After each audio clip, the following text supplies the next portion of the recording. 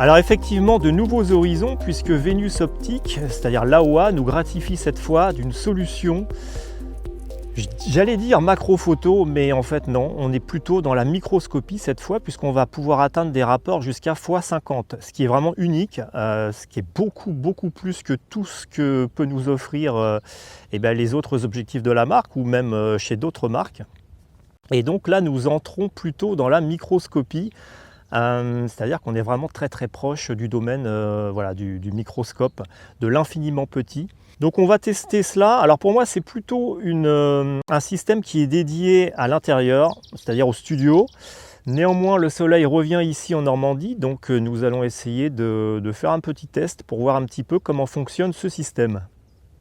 Ce qu'il faut savoir, c'est que le système LAOA se compose de deux parties. D'une part, le tube principal optique, et d'autre part des tubes d'extension. Il y en a plusieurs de longueurs différentes qui vont vous permettre de grossir, d'atteindre en tout cas des rapports de grossissement différents. Celui-ci c'est le plus petit, c'est le x10. Vous allez donc adjoindre les deux tubes afin de créer votre propre système suivant le grossissement désiré. Alors cet objectif LAOA est entièrement manuel, c'est-à-dire qu'il n'y a pas de contact électronique pour la communication entre l'objectif et le boîtier.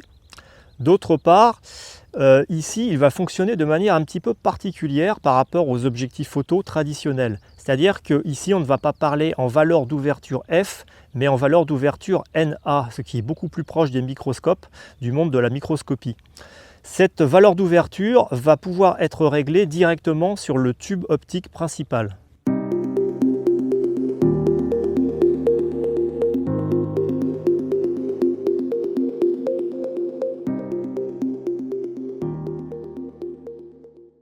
Alors je suis descendu un petit peu sur la préfalaise, histoire de retrouver un champignon que j'avais repéré il y a quelques semaines, un champignon de couleur bleue, donc assez esthétique.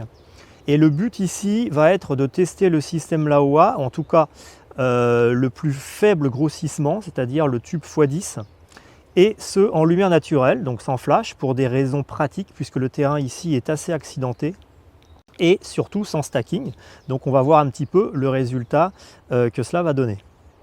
À titre de comparaison, voici une photo réalisée avec un boîtier plein format en utilisant donc un 100 mm macro Canon. Et à ce cadrage dédié, nous obtenons une profondeur de champ de 5 mm, ce qui n'est pas énorme. Ici, une photo avec la même configuration, mais en utilisant une bonnette 250D Canon. Voici le résultat obtenu avec l'Orogon x10 en utilisant une ouverture NA de 0.15. Avec une ouverture NA de 0.5, logiquement, la profondeur de champ est très mince.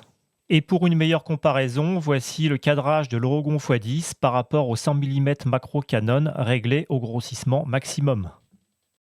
Il faut toutefois garder à l'esprit que ce champignon est relativement plat, donc bien sûr, il est beaucoup plus facile de photographier ce type de sujet.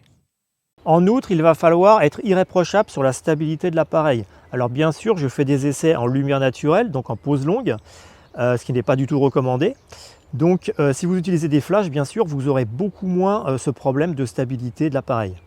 Voilà pour cette partie terrain. Moi, je vais rentrer avant la pluie.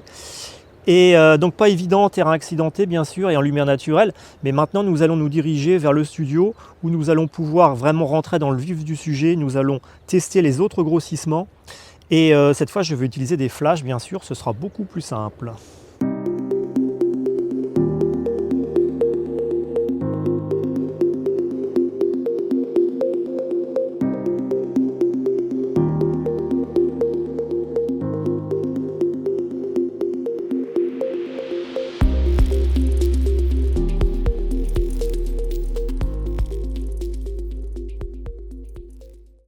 Voilà, je suis donc arrivé au studio.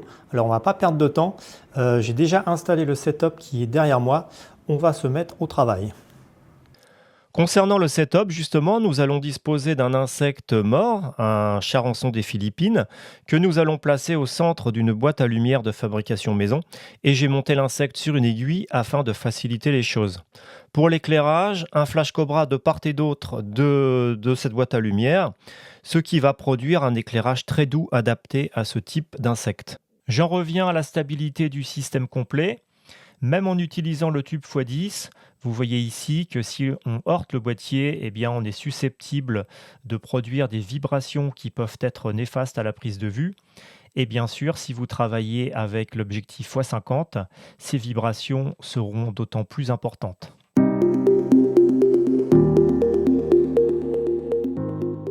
J'ai souhaité vous montrer également le résultat obtenu avec un boîtier plein format et un 100 mm macro Canon. Donc voilà, au grandissement maximum. Nous allons nous attarder essentiellement sur l'ocelle que vous voyez située dans le cercle rouge, sur le côté de l'élytre. La taille du coléoptère mesurant au total 15,5 mm. Donc vous voyez que c'est pas très grand.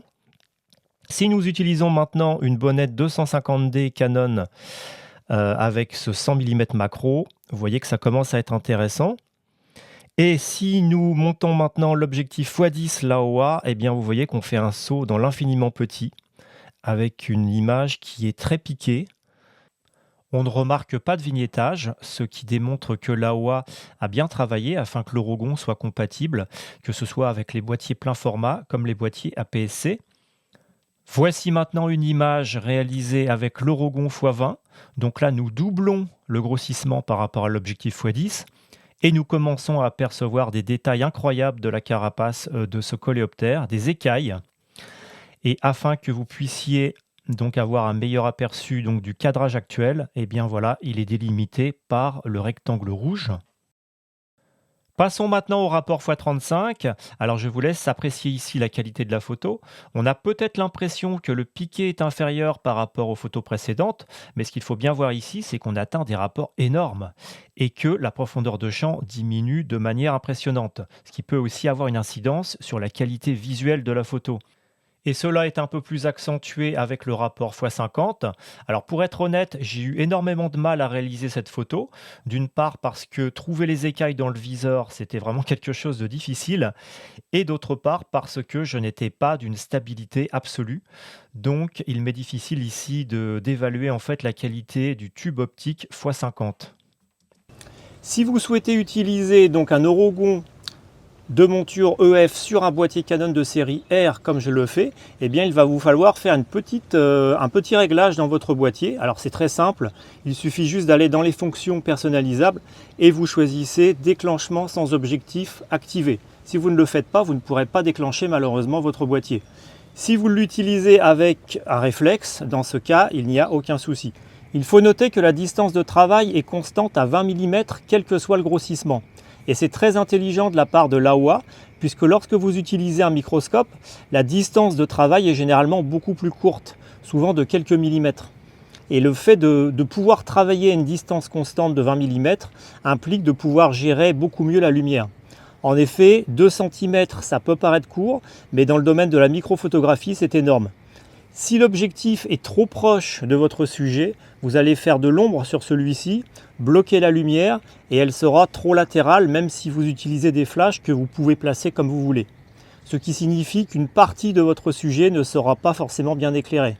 Avec cette distance de 20 mm, cela nous permet d'apporter de la lumière même frontalement sur le sujet et de pouvoir moduler l'éclairage de manière classique. Un rail motorisé pour réaliser de multiples expositions et donc faire du stacking prend ici tout son sens. Alors il existe plusieurs systèmes sur le marché, comme chez Novoflex, qui annonce sur son Castel Micro, je crois, un pas minimal de 0,2 microns, ce qui est parfaitement adapté à la prise de vue micro, comme c'est le cas avec l'Orogon. Nous l'avons vu aussi, la stabilité de l'ensemble est très importante et ce sera vraiment la clé d'un travail réussi. Il faudra travailler avec des tables et des trépieds lourds afin de minimiser tout tremblement accidentel, surtout aux valeurs x35 et x50, puisque ce sont les grossissements les plus difficiles à maîtriser. Et ceci requiert d'ailleurs un équipement spécial, c'est-à-dire plus qu'un simple trépied afin de travailler dans de bonnes conditions. les valeurs x10, x20 sont un petit peu plus maîtrisables. Et avec un peu de dextérité et un bon trépied, elles peuvent être utilisées de façon manuelle. Vous obtiendrez également une profondeur de champ accrue, ce qui est bien pratique si vous ne souhaitez pas faire bien des piles de plusieurs centaines ou milliers de photos dans votre process. Personnellement, je ne fais pas de stacking dans mon travail puisque je me focalise surtout sur les animaux in situ, dans leur milieu naturel. Je n'ai donc pas su tirer un profit maximum de ces objectifs, mais dans tous les cas, c'était très intéressant d'entrer dans ce nouvel univers finalement. Et ce que propose Laowa mérite toute notre attention car c'est rare de voir un constructeur prendre autant de risques pour nous offrir du matériel aussi novateur. Alors effectivement, l'Orogon est destiné à un certain type de photographe, mais je suis certain qu'il trouvera son public puisque c'est une porte ouverte à un nouveau type de photo, là où il est de plus en plus difficile de nos jours de faire dans l'originalité. En tout cas, je souhaitais vous présenter des photos brutes, sans post-process important, afin que vous ayez une meilleure idée, vous puissiez appréhender ce que l'on peut obtenir avec cet Orogon de chez Laowa. Voilà donc pour cette présentation rapide du Laowa Orogon. Je tiens à remercier Digitaccess et Laowa pour le matériel et le studio Créapolis au Havre pour son aide. À bientôt, bye bye.